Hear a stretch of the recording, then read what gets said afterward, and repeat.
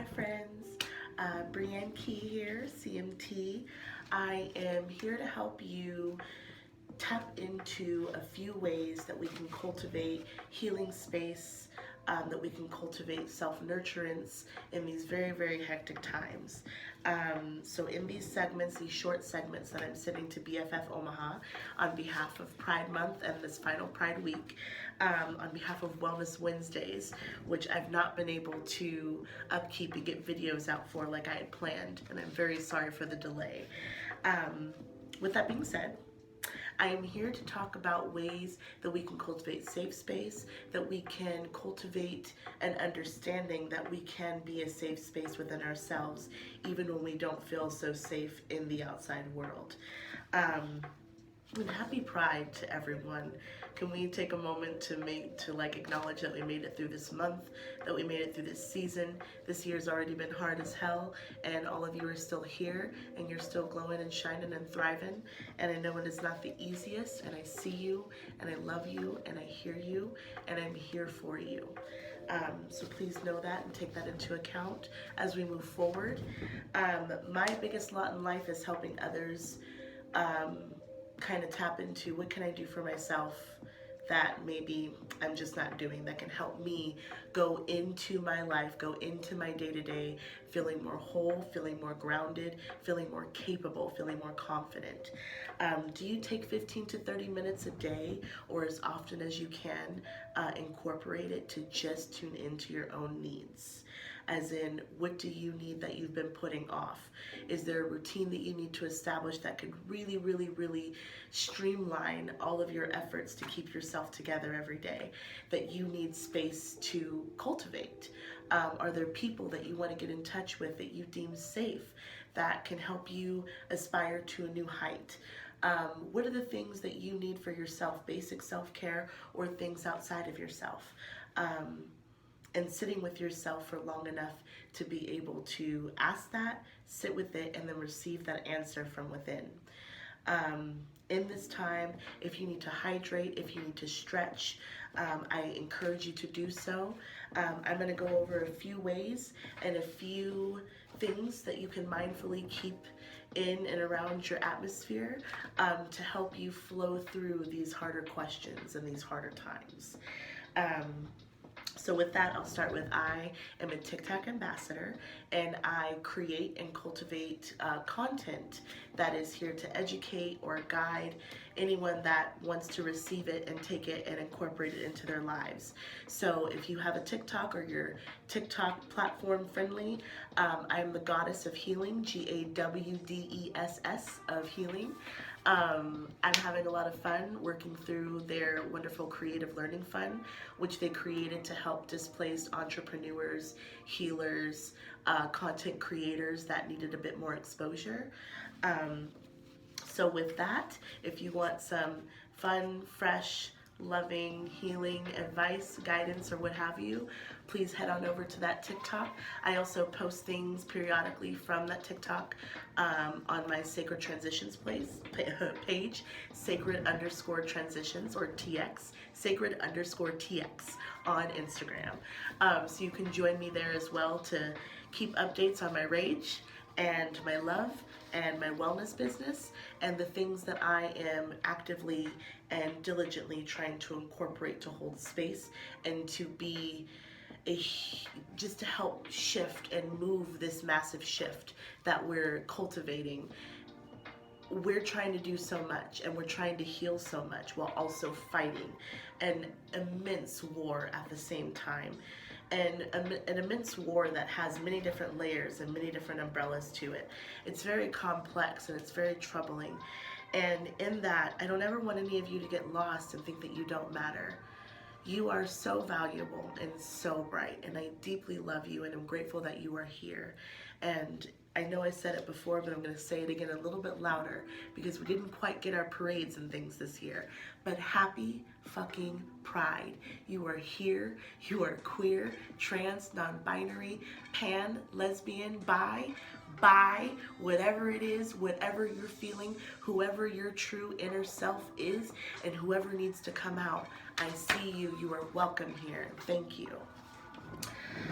With that being said, I want to talk about breath.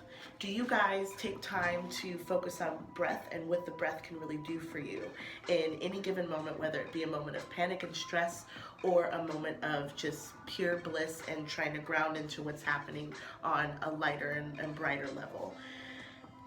Taking the time to relax your jaw, relax your shoulders.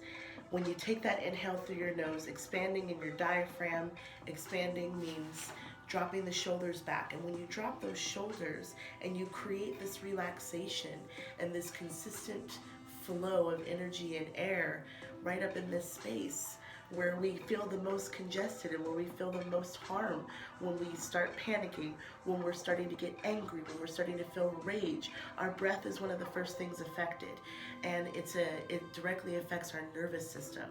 So why don't we take a few moments to ground into our bodies, to ground into our breath, drop the shoulders, relax the chin, relax the jaw muscles, relax the neck. If you'd like to do a couple of neck rolls here to kind of just work out any superficial tension, I encourage you. I hold you in that space. As you take those breaths, expanding your diaphragm, let that heart center shoot straight up to the ceiling. And as you tune into that, try to tune into if you're holding, if you're hiking your sacrum, if you're clenching your thighs, if you're clenching any part of you outside of this space. Release that. Inhale and exhale that release and let it flow out.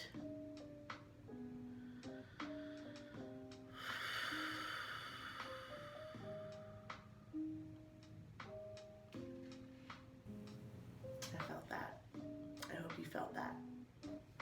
When you focus on the breath and you close the eyes, you can focus on a happy place. You can focus on rechanneling and recalibrating goodwill towards yourself, straight to your heart center. You can focus on shifting from a fight or flight space to a rest and digest space. Give yourself a place to feel safe for even a moment, or even to acknowledge that you don't feel safe, and just sitting with that for a moment, calling on the people who do help you feel safe, calling on the spaces where you can cultivate that safety. Focusing on objects or counting while you're slowing your breath.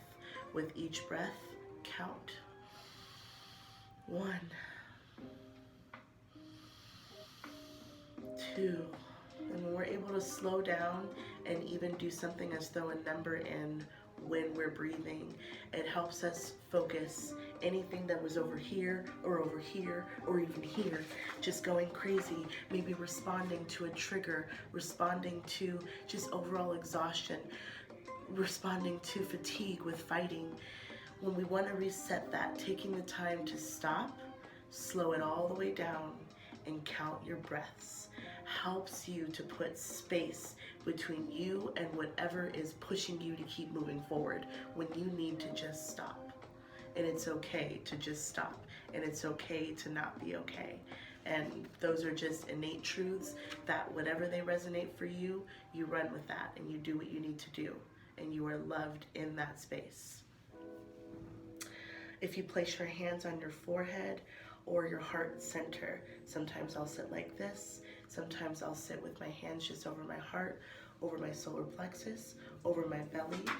Sometimes I'll clasp my fingers, keeping my thumbs loose, and rest the palms of my hands just on the back of my neck.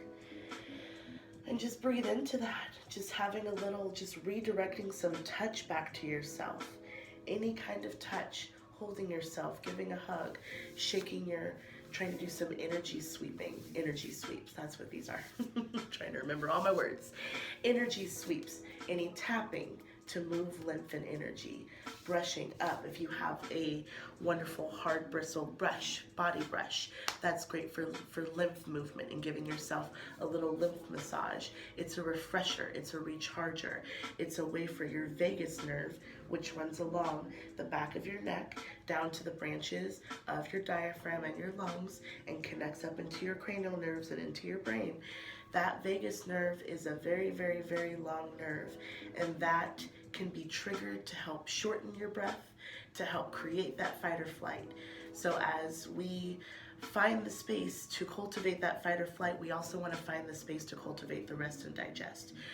On behalf of your vagus nerve, I think that we can have an open conversation about if we are or if we aren't able to hold that space for ourselves.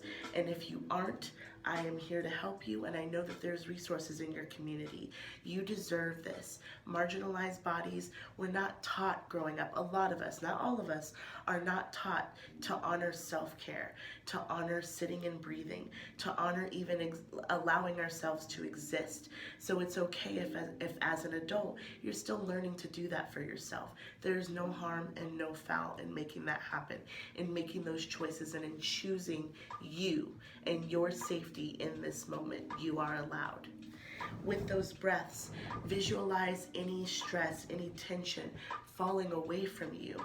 If you have any tools that you like to use to help you sink deeper into that relaxation space, I'll use rose water and I'll spritz a bit of that all over my face and on my chest. I'll also use these Bach, so sorry my light, but these Bach rescue remedies, homeopathic sprays that are sublingual and go under the tongue and absorb straight through the bloodstream.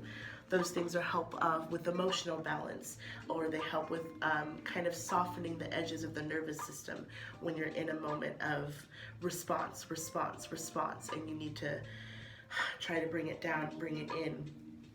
I also use different various massage oils of peppermint and rosemary, or CBD salves from all my local witches and healers and herbalists.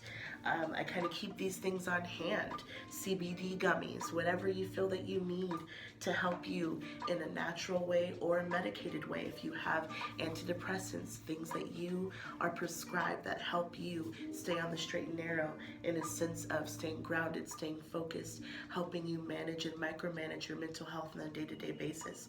Don't abandon those things. Those are very crucial pieces that'll help you stay whole, and there's space to be held for all of that. I'm going to be wrapping up this part of the video and recording a couple of more short videos that will cover other aspects of healing and self-awareness. But before I do, I want to talk about the difference between panic attacks, anxiety attacks, and dissociation. As a trauma survivor and an active trauma healer, I find that when I'm having a dissociative episode, which is cognitive interruption and affects memory, identity, behavior, and perception, when a trigger comes along that makes you feel like you're literally out of your body and you're just kind of floating around making blank faces, or faces that are not really depicting whatever's going on inside, but you just kind of lose track of what your body is doing, and you find yourself having a dissociative episode. I find that coming back to my breathing, going to a safe person, calling my therapist, going to a safe space, getting into some water, drinking some water, or eating other foods that help me feel grounded. When I have those moments and I can really kind of tap into them and allow myself to understand that it's okay that I can't control anything, I don't need to perform, I don't need to show up.